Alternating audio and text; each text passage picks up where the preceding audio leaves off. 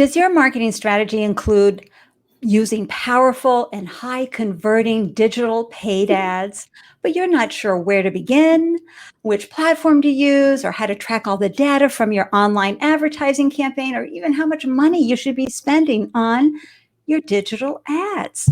Well, this week's Wise Up Wednesday guest is a brilliant digital ad expert, and she's going to help us boost our sales with her insights and advice. Hello, everyone, and welcome to Wise Up Wednesday on the Startup Life Show. I'm your host, Ande Lyons, startup coach to first-time founders. And after raising 4 businesses of my own, I now help newly minted business owners sleep through the night by giving them peace of mind. And that's right, using my Andelicious strategies, solutions, insights, and inspiration.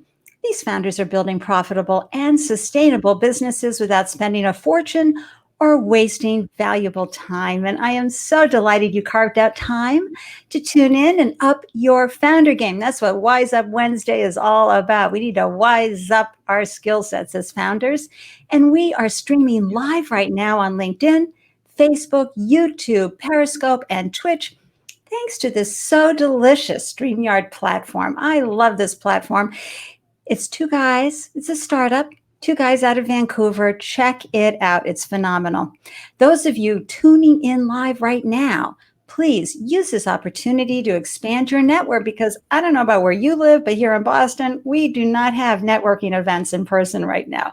So these online streaming shows, live streaming shows, are a great way to connect with others in the stream, share your LinkedIn profile, share your website, follow each other on social media, get to know each other, and build your network, because you never know where your next collaboration is going to be coming from. And your comments, feedback, questions are so important. So please pop them into the comment threads.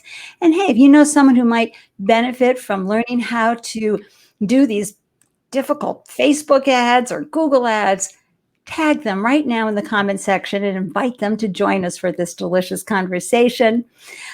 Heads up, I want to share with you where I'm going to be tonight. Oh my gosh. I am going to tonight, 8 p.m. EST, I get to be with the oh-so magnificent Mandela S.H. Dixon on her free masterclass. We gonna make it. Business tactics to help you thrive in today's market. She's amazing, and we're going to be talking about all sorts of delicious things to help you up your game. Hey, Natacha. Hey. I forgot to put myself in full screen, so I'm sitting here yabbering away, and Natacha's looking there beautiful. So let me just put her up into the full screen, and I'm going to tell you all about her, and I'm going to tell you all about you know, this live streaming stuff, you got to remember so much stuff when you go live. But anyhow, I'm going to first give you a quick background on Natacha, and then we'll get into a delicious conversation with her. Here we go.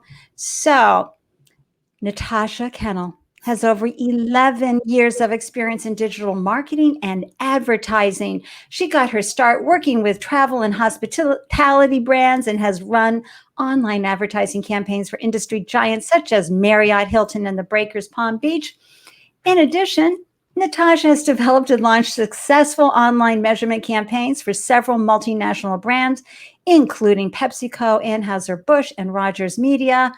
And hello, I just want to say right here, web analytics and campaign optimization are her superpowers. So, you know, we are so lucky for that.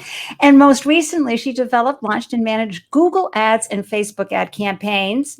Okay, there she is, looking wonderful. For a national retail brand generating over 18 million in sales. And today, Natacha runs Kenol Marketing, a digital marketing company with a mission to help diverse founders grow their sales using powerful and high converting brand ads. Oh my gosh, I know you all want to help me, and welcome. Let me just get out my clapper. Oh my gosh, thank you, Ande. We're so happy and we're so lucky to have you here. And oh my gosh. Really happy to be here too. And let's just say hi to this incredible director, producer, writer of extraordinary documentaries and films. He's amazing. Why, thank you, Aaron, Mr. Weisblatt. I appreciate that feedback. And thank you, Marielle O'Rourke. Now, okay, so Marielle, are we loving Natacha's makeup today? Marielle is a makeup artist to the stars and luminaries with Marielle Artistry. She also makes sure that brides glow when the time is right for them.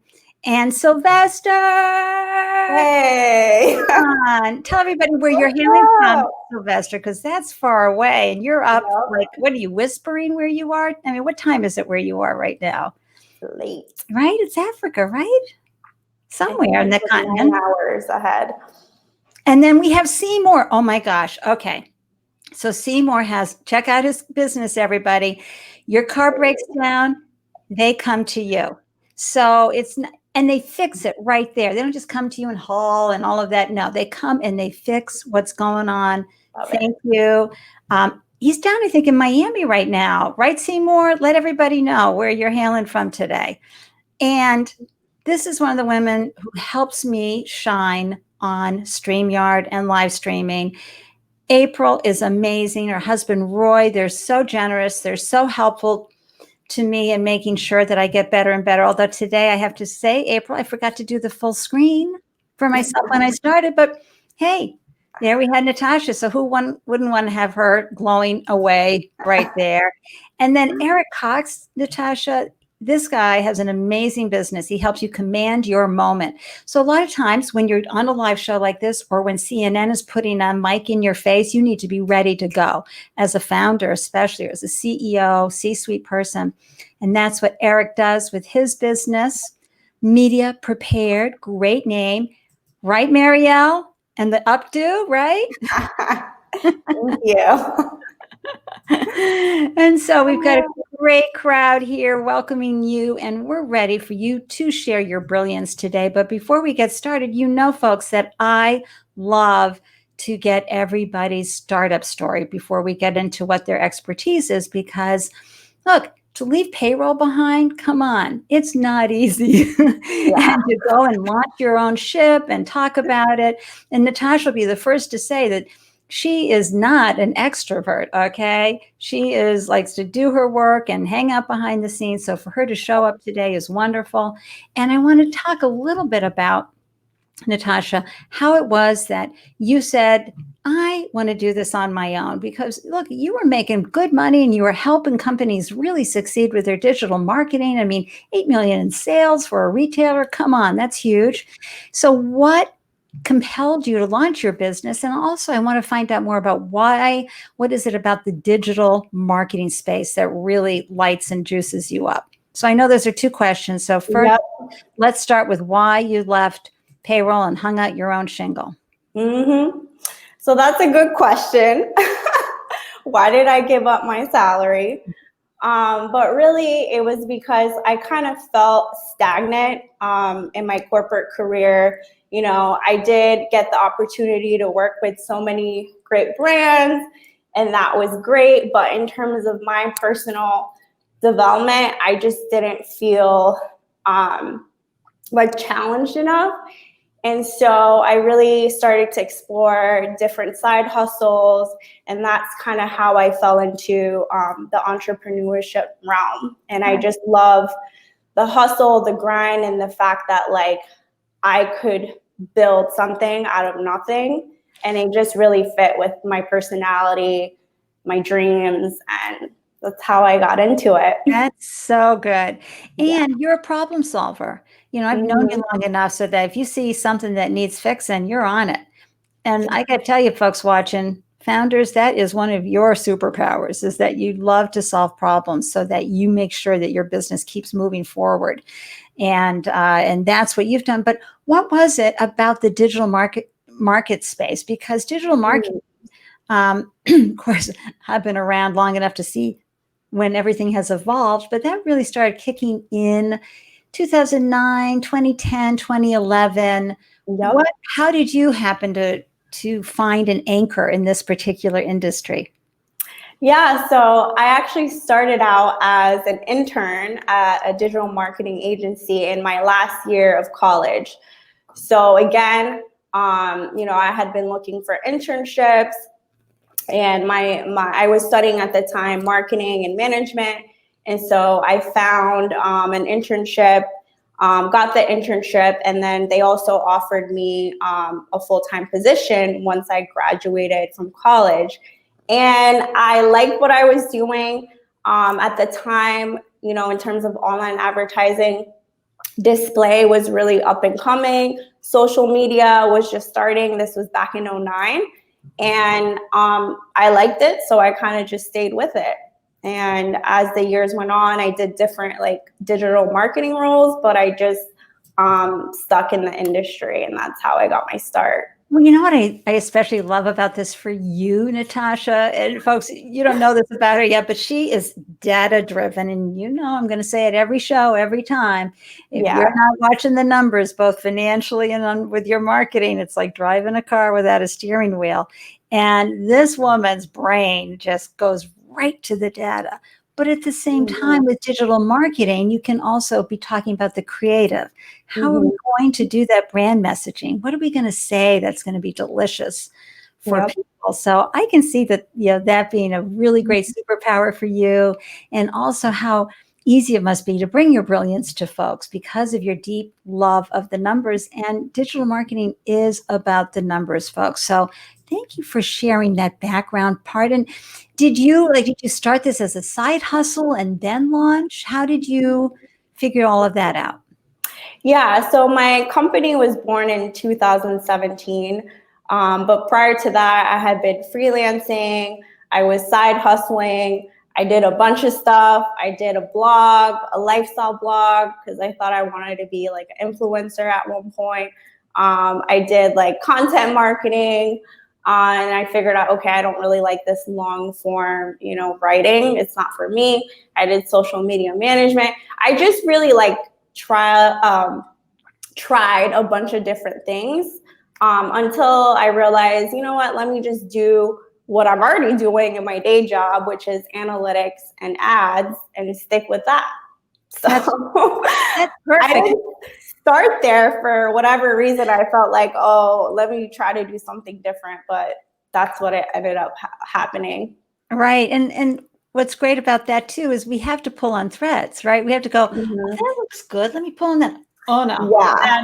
no, that's not a fit. But you don't know until you know, right? Right. And I know one of my favorite people here, Vicki O'Neill, understands that completely.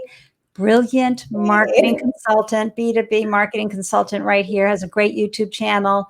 And she also had a side hustle for quite a few years. People kept asking her. And then, when you start seeing the income from your side hustle getting to the point where it could replace your full-time income, it's like time to jump ship, folks.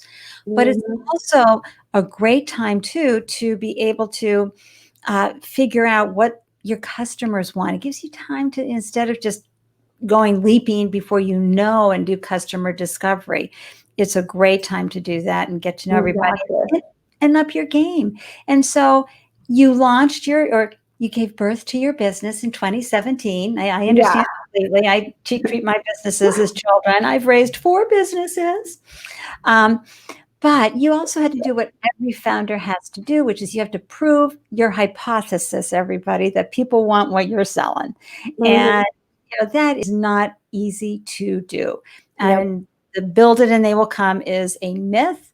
So how did you do this? How did you find your customer segment? And are you still working on that? And why do you think you're different than the others out there? I mean, how are you doing that differentiation? Right. So I, again, started that when I was side hustling. That's kind of when I determined, like, okay, who do I want to work with in terms of the different customer segments? And it's also something I'm still figuring out, to answer your second point, in terms of like who is a good fit in terms of my business, what I offer, and also my personality. Because that also plays a role, I believe, into which customer segments and verticals you're going to choose. And then what was your first question again? You're asking me? I'm pushing buttons, talking to people in the I crowd. was like, hold on. No, I the know first, you asked me something else. but it was also, how do you differentiate? Because there's a lot of Oh digital yeah. marketing Yes. folks I out want to there. answer And that. so, look, you've been down the bread aisle or the cereal aisle. There's plenty of room for competition, folks. And frankly, one of the best things you can do is to go find out what folks aren't doing well when in the reviews and comment threads of your competition. Yeah. But there's plenty of room for new people. So, how are you differentiating your business? So one of the key points is, again, my data analytics background. So in my different marketing roles, like at Nielsen, for example, it was very data driven. And we looked at different data sets, data integrity. So I learned a lot about like how to read data and analyze it. And I also have a strong web analytics background. So What does that mean? What do you mean by web analytics? okay, so that's looking at like all the insights. So people coming to your website visitors, identifying trends, identifying opportunities, identifying places on your website where people are not taking the action that you want them to take. So how can you improve it? Looking at all the different like traffic channels and identifying, okay, which one is really revenue generating for our business and how can we leverage that, and which ones do we need to work on, and what does that look like. So going, and I could go on and on as you can see, but just like going deep into the web analytics and also tying that back to offline analytics, because oftentimes with the business, there's the web analytics portion, but you may have metrics that live outside of the web. So if you're a retailer, like if you're a retailer, right? Yep. You may have an e-commerce presence, so you sell your products on the website, but you may also have a store. So you need a way to like integrate all of that data together. And then also like, returns, you need to factor that in. So sometimes returns, they may happen online or in store. So that's Yeah, no, that's good because all of the data. Yeah, so one of my mentees has a great business, Crow's Nest, and it's a click and mortar. So she's got her brick and mortar in a wonderful town, and it's herbs and all sorts of wonderful, wonderful products. But she also is cranking on the web. So you're right. So she's going to get the offline feedback from folks who are in there touching and holding and experiencing that, as well as the online. Whereas another one of my mentees uses Spotify, and oh my gosh, does that website give numbers? I mean, it'll tell you how, customer retention, all sorts of information on a click. So just a little data is valuable, but only if you know how to use it. So if you don't know how to use it and make, informed decisions off of it, then it's not that helpful. So you want to be able to have someone on your team who can, in terms of marketing, also understand and read the data and then make an informed decision based off of that. So that's really when people always say like data-driven decisions, that's really like what they mean.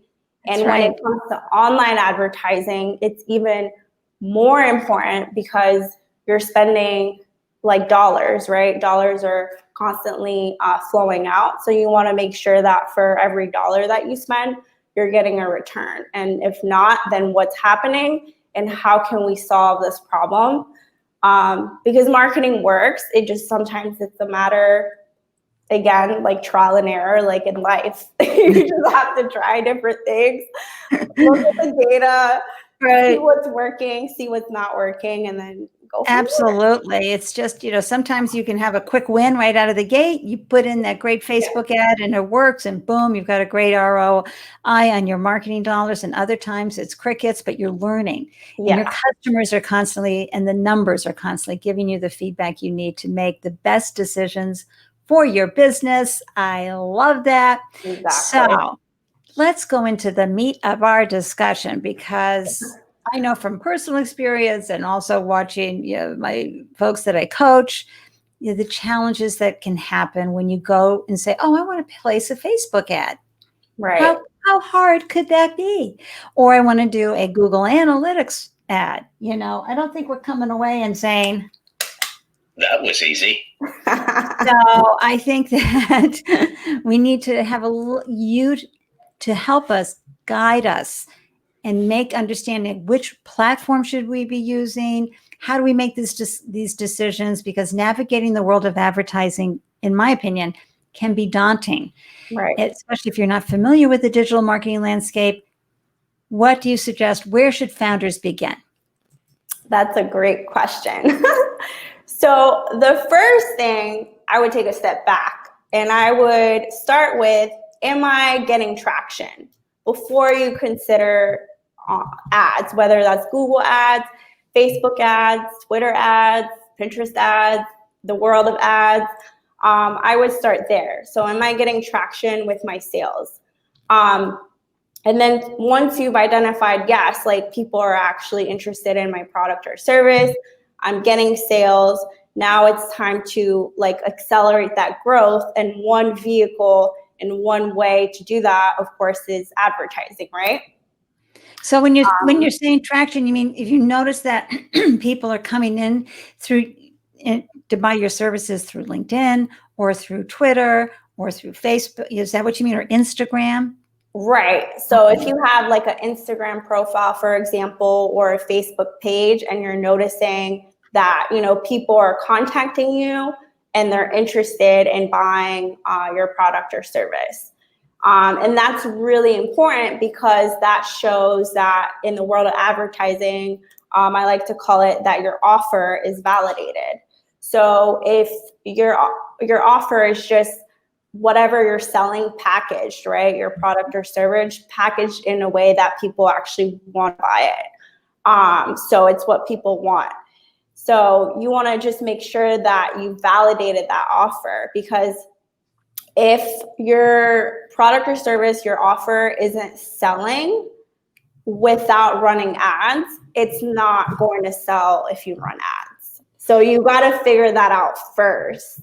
Now, if you want to run a quick experiment and really determine that quickly, then yes, okay, maybe you could spend $500 on ads.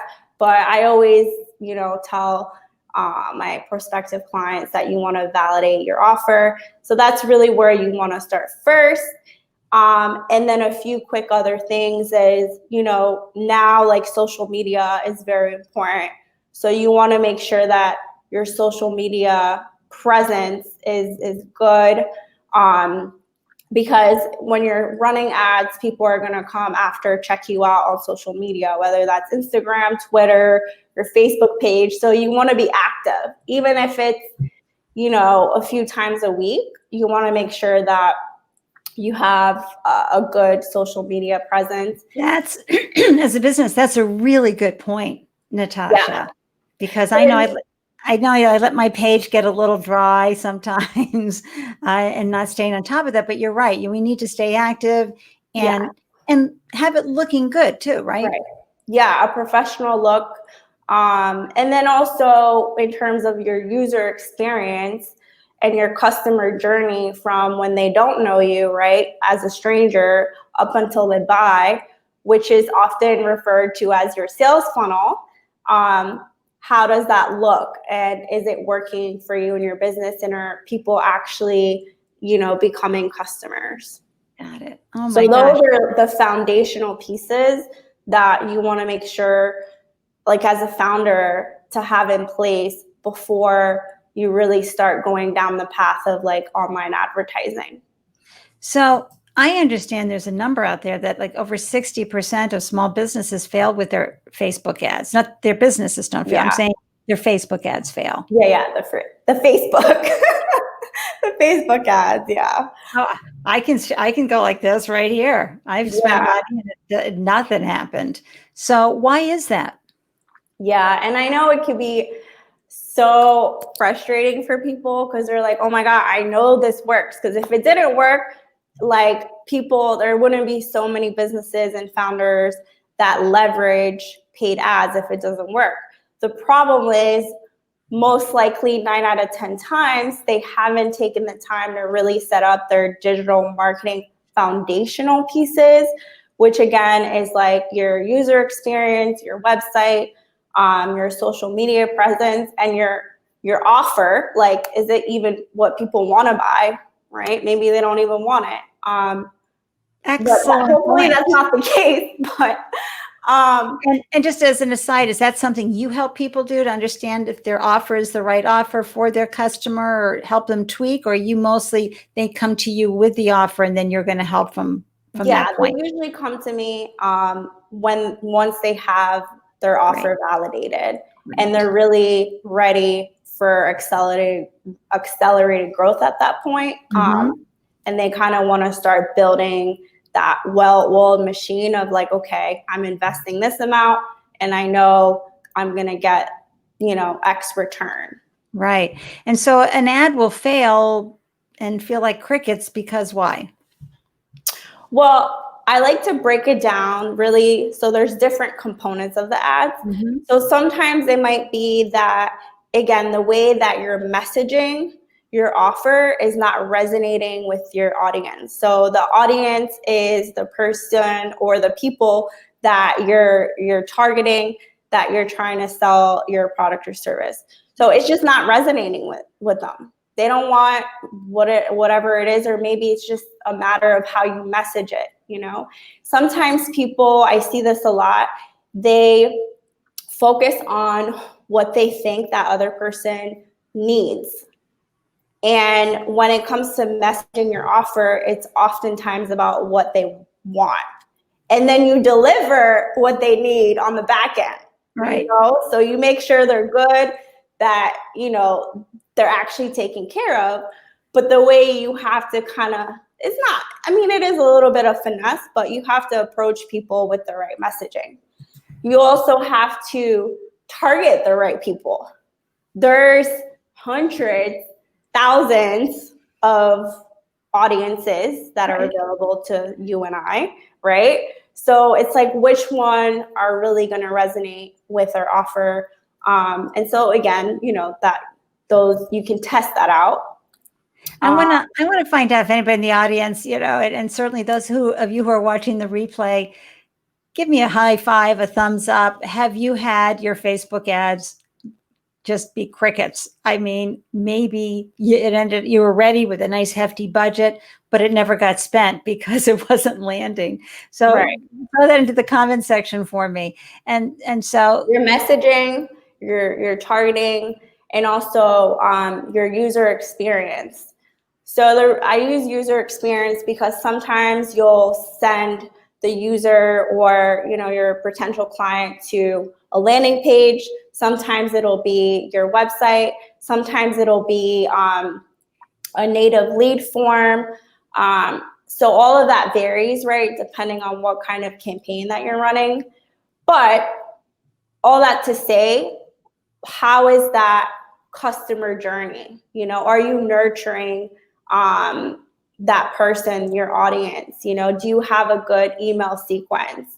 All those things are really important to make sure that your ads resonate and actually work.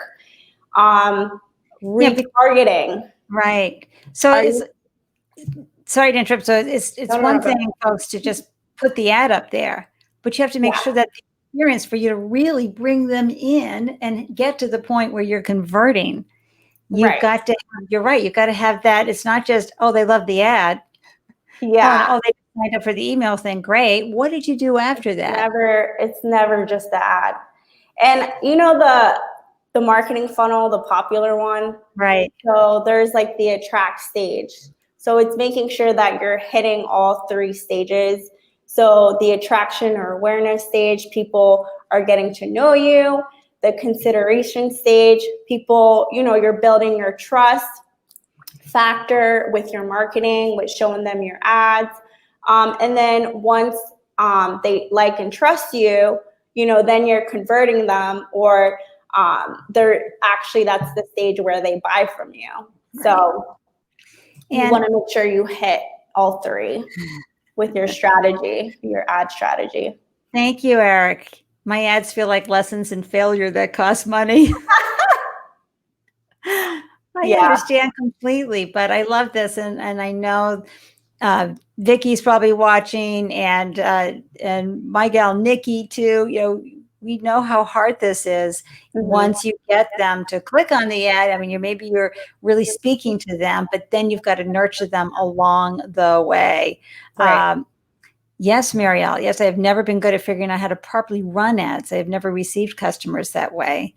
I can only imagine. I'm sure your word of mouth as well. And yes, Eric, on the other hand, organic success feels great. That's good. Yay.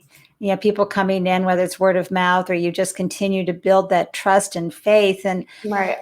and figuring all of that out is our job as a founder. And if you have a team and you can hire someone to figure it out, or bring someone like Natacha and hire her to help you figure it out, it'll really make your job easier and help you focus on other things that your business needs.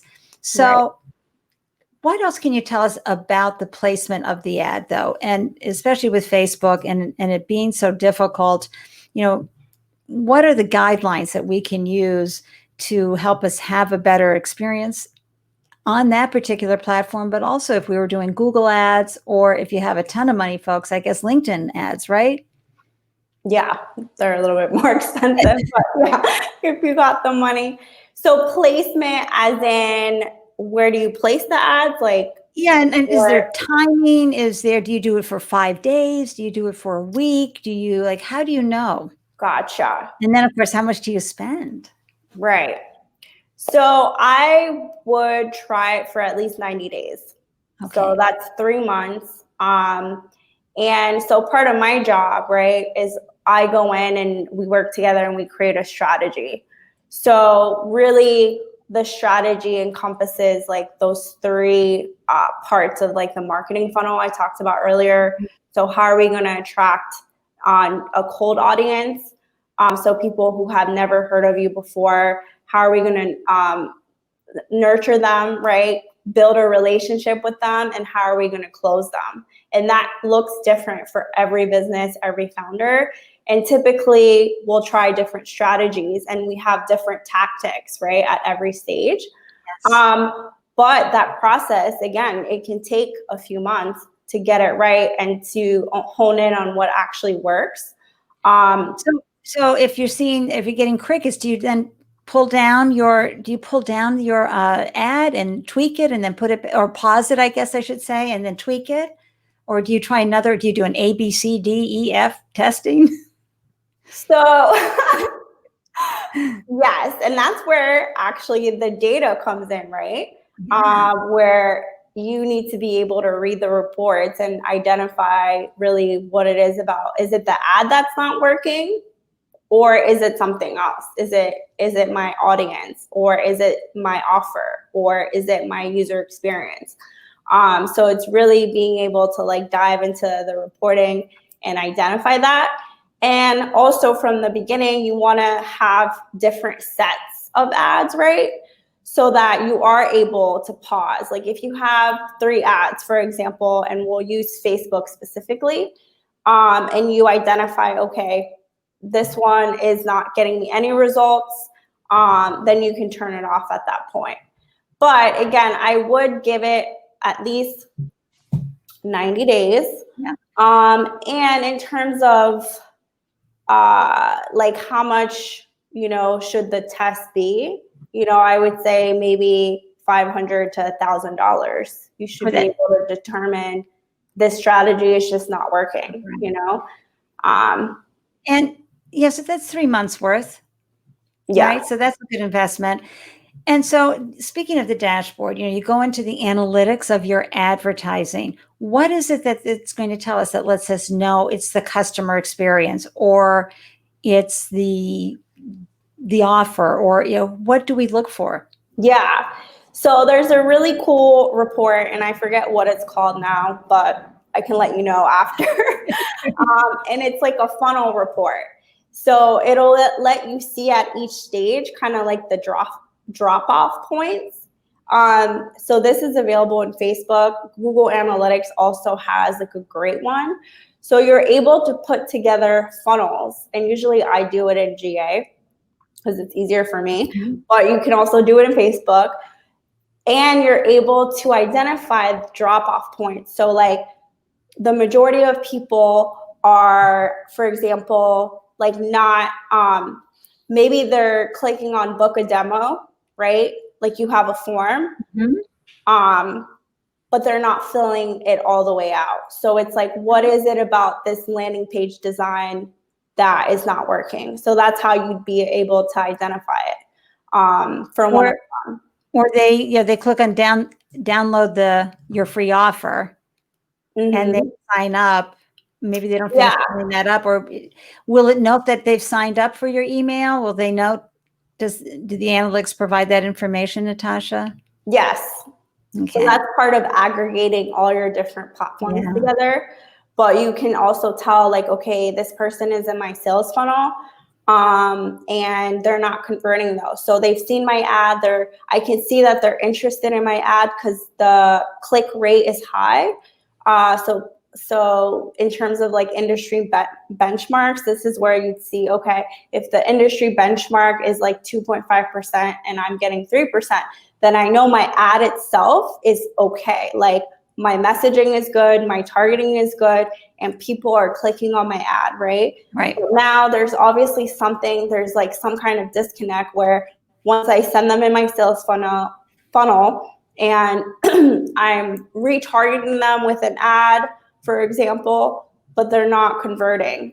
So maybe it's the retargeting ad that is not resonating, or maybe it's the email sequence that you have that's not resonating, or maybe it is something about the offer and then how you present it later that isn't resonating. So those are the kind of like details and data points that you look into.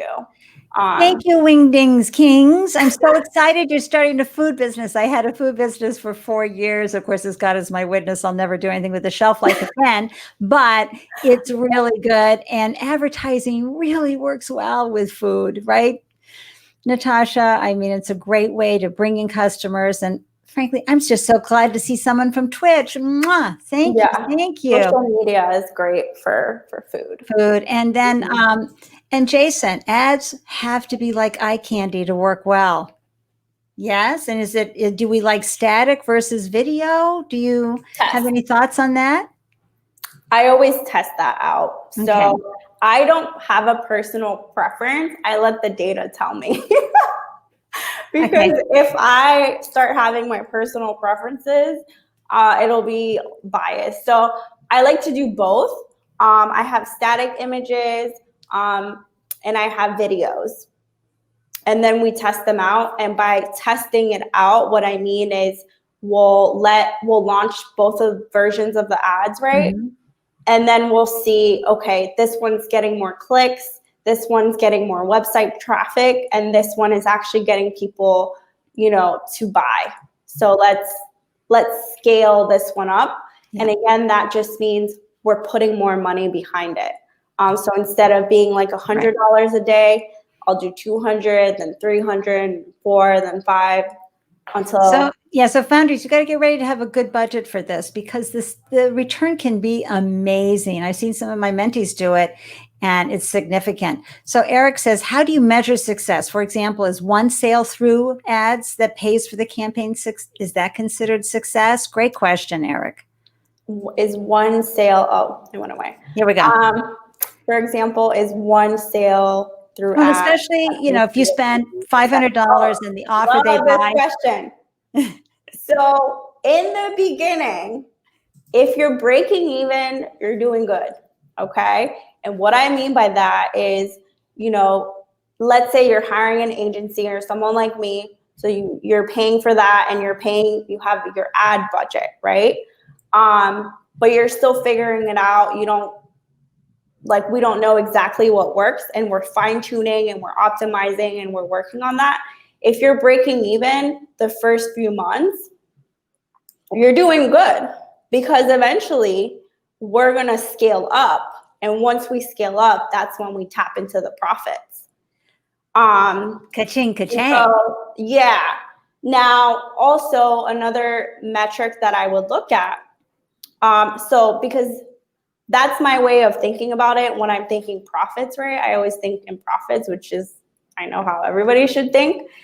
On the front end, what you would see in Facebook is, yes, maybe you're getting sales, you're getting conversions, like people are buying from you. But even if you're breaking even those first few months, considering what you're spending and the management fee, then you're doing good. Great, great, great. And I agree. I mean, Because really, it takes time. And again, like I said, once you know what works and you optimize, that's when you tap into the profits. And maybe for some people it's 3 months, maybe it's 4 months, but usually people give up at like the 1 month, 2 week stage. So they never end up figuring out what works. or the 1 day, 1 week stage. Yeah, or 3 days. You know, that's just not enough time to really. This is really important to know. Data. It really is. And I think what you said too, having 3 different testing going on, a static offering this, and again, you're understanding what your customer wants and delivering what they need on the back end. Yes. And then, I mean, those are the words of wisdom here. But and I just want to say, Aristotle, I agree 100%. This is deep and it's complicated, but it can have a huge lift to your business and it can help you leverage. So, when you're on a lean machine startup, you have to find so many ways that you can leverage to get the sales in. And then folks, of course, with the service industry, these ads are really important, especially if you have a high-end ticket item. You've got to build that trust and faith, and seeing the ads and starting the conversation and getting them to come in to your funnel world, and then building that relationship again and again and again. You have to remember that by the time you are ready to just bop yourself on the head because you've heard it said so many times out of your lips or on an ad, that is the first time someone is usually hearing it. And sometimes, too, they need to hear you say it again and again and again and again. And then they're like, I really like how that Natacha vibes. Yeah. I want to hire her. So repetition is key. Okay. Like people need an average of 10 to 12 times to see your ad before they convert, especially when you're promoting your offer or your product or service to people who have never heard of you. Like it takes repetition. It takes time. Retargeting, I want to make sure I address that. Retargeting. Super important. What does retargeting mean? So that's when you show your ad to someone who has already entered the funnel. So you're basically targeting, which is you're promoting your product or service to someone who has, what's the word? They've shown interest in you or your business or what you're selling, right? They've shown an interest, and now you're like, okay, now that I have your attention, let me retarget more content to you, more ads. And again, that comes back to the strategy, like what are we going to retarget, or what's going to be your ad strategy for that? So I'm thinking, and folks, if you've ever gone through the whole ad sequencing setup, there's a box where they say, do you want to have people see this who already know about you? Is that what you mean? When you have that option on the ad, because you have the option on the ad to say, nobody who knows you sees this ad. Right. And so that's one of the ways. And there's different ways you can build custom audiences with people that have done a particular part of your funnel or have shown interest in. For example, I'll just give you an example. You can retarget people who have gone to your website. That's one retargeting. But how does, when you're placing the ad, how does the whole setup know that? Like, where are you telling them that? So that's through the Facebook pixel. Oh my gosh, you brought up the Facebook pixel word. Okay. Anybody who's been around, I've been on Facebook since 2011. I've done ads off and on over the years. And the ads were just stupid easy initially, right? You could target and do all sorts of things. Then the Facebook pixel happened. And I created a pixel. It sits right there. There's Andy's pixel. I put it a snippet. I grabbed the snippet, put it on my website. Yeah. But other than that, folks, that's as far as I got. What does the Facebook Pixel help us do? And does Google Ads have the same thing? Yes. Okay. All right, Natasha, share your brilliance. For everything. So a pixel is really a piece of code. That's all it is. It's a piece of code, and you put it on your website. And Google Ads has the same thing. You can do it via Google Tag Manager, which is a tagging platform, which is amazing, by the way, where you can store all of your pixels. And especially when you start running on multiple platforms, it really helps you streamline everything you have going on. More than one pixel? So if you're running on different platforms like LinkedIn, so you have the LinkedIn pixel. Yeah, you'll have the Facebook pixel. All of a sudden I was thinking, okay, thank you for clarifying. Yeah. Maybe someone else was asking that question. I know. Sometimes I go off. I don't know.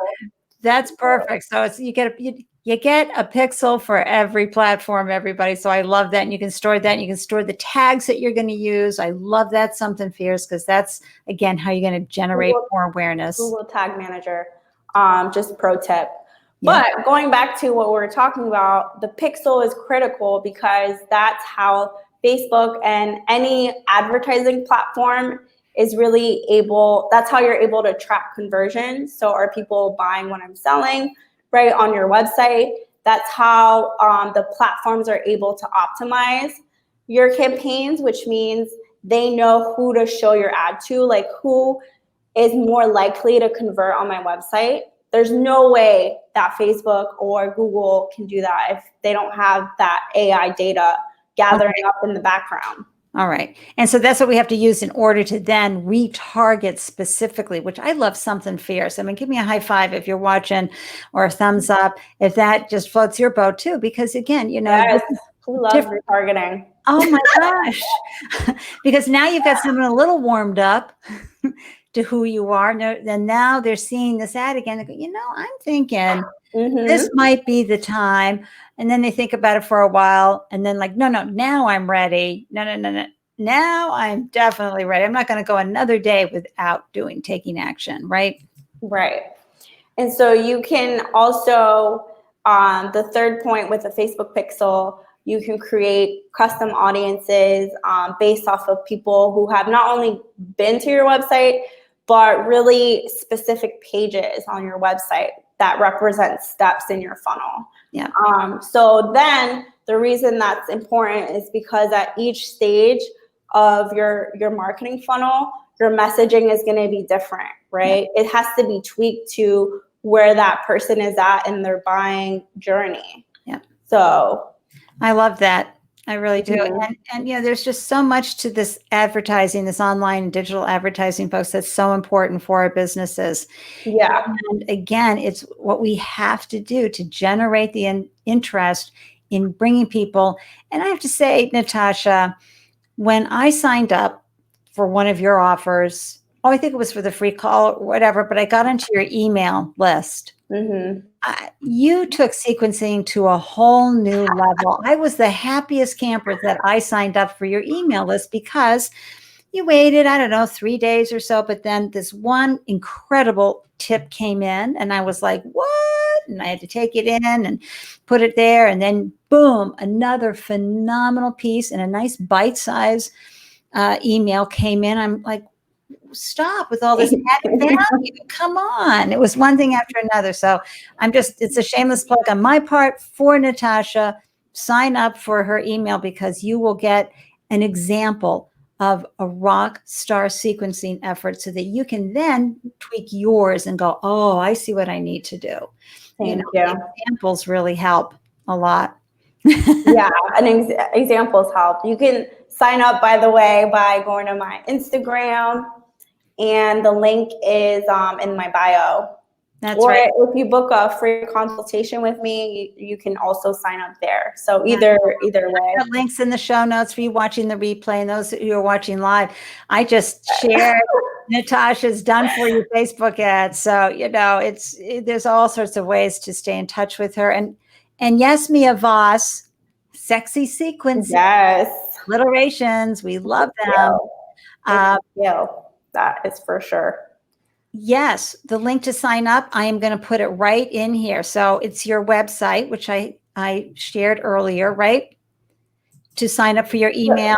For the email list, it's the link in my Instagram bio. I'm going to go right over to Instagram right now, and I'm going to grab that, because then I want to bring up something that, folks, it's just going to blow your mind. It's again, I love a good spreadsheet, and this will be good. This will be good. And I grabbed it last minute, so it's nothing fancy, and you may have to, squint your eyes. Hold on, I've got. So can I grab this here? I'm just it's the milkshake link. Yes, is that what it's okay, perfect. Hang in there with me, folks. I'm just multitasking here. First, I want to put awesome. here's the Instagram account, and you can click on the bio, or it won't let me grab it. No. So, wait, got it. Hold on. Don't stop me, folks. I love solving a good problem. Here it comes, everybody. Woo! Yeah. Okay. So I'm going to pull up this screenshot that honest to goodness, I'm sorry I didn't prep it better before, but you'll need to peer at it. But again, this is something Natacha can happily share with you. So let's say your sales goal is 5,000 and your average order value is 37. How many units do you need to convert? This is really good information. And this is how, and Natacha, talk a little bit about this spreadsheet here that we can all barely see, but it's good. So one of my number one, or the most asked question is, what should be my budget, right? So I like to reverse engineer instead. So really, your budget is going to depend. It depends on your goals. So for example, with this sheet, your sales goal is $5,000. Your average order value is 37. So that's a low ticket item, right? So how many people or how many units do I need to sell? 135. And then the formula where it's leads times average email conversion rate. So this particular calculator is for a certain type of funnel, right? I have funnels for different strategies that we employ. But this one is if we're nurturing our prospect in an email sequence. So if my email sequence is 1%, or which is industry average, I can kind of then determine how many leads I need in the funnel. So let's say I need 168, and from experience, I kind of know what the average costs are for a Facebook lead. If I know it's $10 and I know to get you that 5,000, we need 168. Then we'll need about 1,600, right? For the budget. So that's kind of like how this helps. It helps to set realistic expectations of what kind of results can I expect, right? And how much do I need to start? That's right. You always scale up once you get the sales, right? But yeah, I don't want to see anybody going like this. Which way's the wind blowing? Okay, we'll spend that. No, these numbers are really, really important because it helps you also understand your customer acquisition costs. And let me tell you, as a business owner, you have to nail down that customer acquisition cost. And of course, I have a delicious video that shows you how to calculate customer acquisition costs and lifetime value. So that means once you get the customer in, what's it going to cost you to get them to stay and repeat, sales? Oh my gosh, I love that. All that. You're speaking my language. See, we're both going to fan ourselves because we're talking numbers. We're talking about numbers. And that's another thing, another pro tip, when it comes to your ad, if your product or service is $300, you want to try in the beginning to aim for at least your margin, you want it to be 50%, right? So your cost per acquisition in Google Ads or Facebook shouldn't be more than $150, and the goal is always to drive that down as you drive it as little. You want to pay the minimum amount that you can to acquire that new customer, you know? So And that good. goes back to a question someone asked earlier, about like success metrics.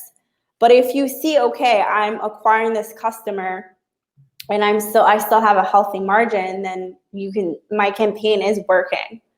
That's how you can tell. But if your cost per acquisition is double, it's 600, but you're only bringing in 300, then yeah, that doesn't make sense. No. That does not make sense. Not a You good need to investment. stop. Yeah. Oh my gosh. How can we support you, Natasha? Because you have given all of us such great information, right, everybody? Thank Amazing. you. And I have all your links in the show notes so people can get all your goodies, including the milkshake link. I know. I need to get that on the website, but you know how it goes. Yeah, and to sign up. So I'm going to have all of those links in the show notes, everybody. But how else can we support? Because, the beauty of Founders Live, here, I'll just sort of bring that link up here. The beauty of Founders Live, Founders Live, sorry, Startup Life community is that we love to open doors. We love to, put some wind into your sails. How can we help Natasha and Kenol Marketing? Oh, thank you. The best way would be definitely like follow me on Instagram. That's where I am most active. It's my favorite platform. Sign up with my newsletter. I would love to hear from you also about what you want to learn about. That would be so helpful for me. So I can create content around that specifically speaks to your needs. So you can even shoot me an email. My email is on Instagram. So perfect. Love that. And yes, Mia Voss, spreadsheets, automation, efficiency, all the things.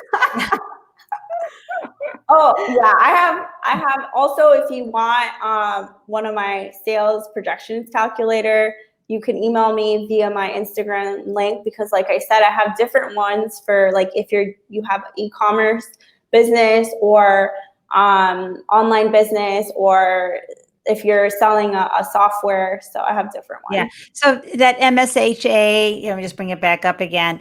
That's the link you're talking about. So that opens as like a link tree. It opens up and you have all these different things that you can click on. Yeah, exactly. It's the hub. Perfect. It is the hub. The hub link.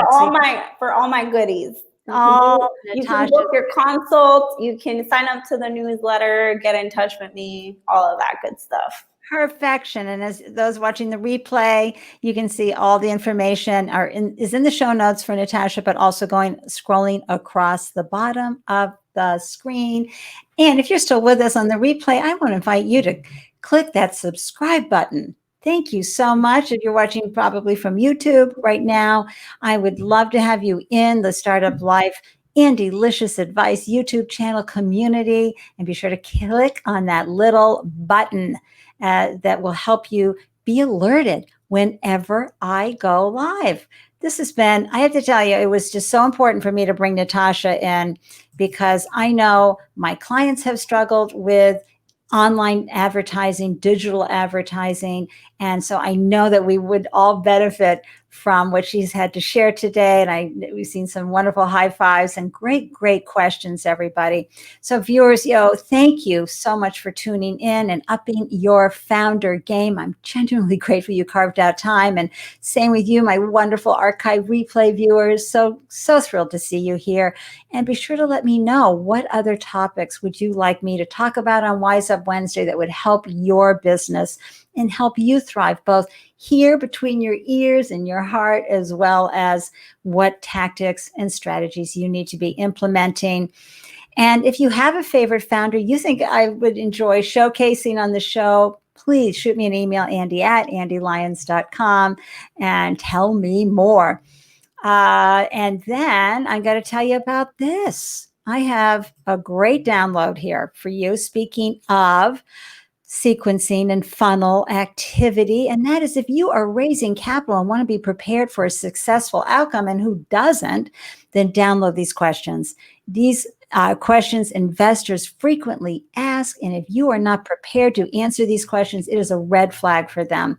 And I also include the answers so that you can be prepared, questions, information you need so that you can step up fully as a founder pitching your business. I also include questions you need to ask investors.